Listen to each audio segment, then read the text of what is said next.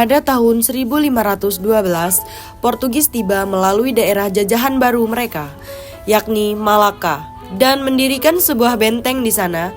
Di akhir sebuah era yang disebut oleh seorang sejarawan sebagai pencarian panjang harta karun terbesar, yaitu di daerah penghasil 3 jenis rempah-rempah istimewa. Pada kedatangannya yang pertama ini, orang-orang Eropa hendak mengunjungi suatu wilayah yang nantinya akan dijadikan sebagai pos perdagangan, yakni Pulau Kembar, Ternate, dan juga Tidore. Adapun proses perjalanan bangsa Portugis ke Nusantara, yang dimulai dengan penjelajahan samudra yang sukses dan kemudian penaklukan menuju pusat rempah, yakni Malaka. Penaklukan Malaka oleh Portugis di bawah oleh Alfonso de Albuquerque membuka peluang untuk mereka untuk dapat tiba langsung di Maluku dan Timor.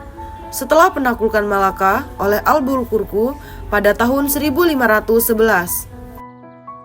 yang kemudian dikirimkan 3 kapal ke Maluku, pengiriman kapal-kapal Portugis ke Nusantara bagian timur sekaligus menyinggahi daerah timur dan membangun pijakan kuat perdagangan kayu cendana.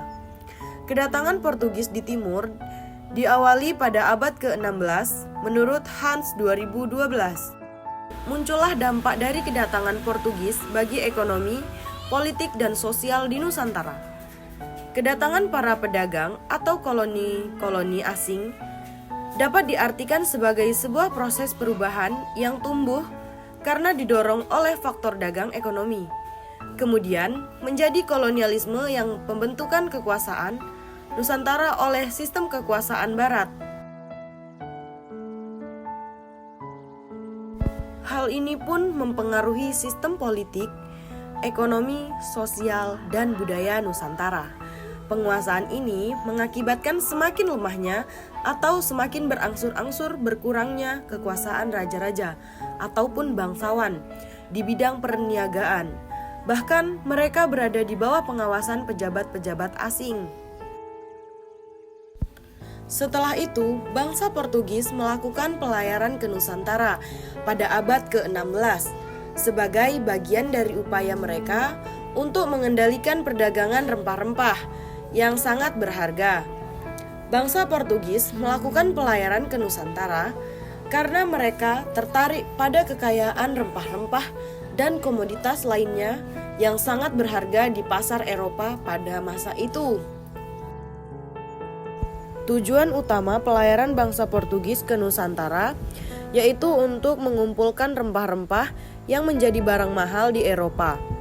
Bangsa Barat menggunakan rempah-rempah sebagai bahan baku obat, parfum, dan yang paling penting adalah untuk pengawet makanan dan bumbu masakan. Pada tahun 1511, armada Portugis berhasil menguasai Malaka dan mulai memasuki wilayah kepulauan Nusantara yang mereka sebut sebagai Tanah India atau Hindia. Mereka mengetahui bahwa kepulauan Nusantara merupakan penghasil rempah-rempah terutama di wilayah Maluku. Pada tahun yang sama, Portugis berhasil menduduki Malaka yang merupakan pusat perdagangan Islam di Asia Tenggara. Portugis kemudian tiba di Indonesia yaitu di Ternate, Maluku tahun 1512. Dari Ternate, armada Portugis berhasil menguasai perdagangan rempah-rempah terutama yang berasal dari Indonesia Timur. Selain mengadakan monopoli perdagangan rempah-rempah di Maluku, Portugis juga aktif menyebarkan agama Katolik. Tokoh penyebar agama Katolik dari Portugis yang terkenal adalah Franciscus Xavierus. Itulah sebabnya mengapa bangsa Eropa datang ke Nusantara hanya untuk mengambil rempah-rempah dan menyebarkan agama di Nusantara. Sekian pemaparan dari saya ucapkan terima kasih.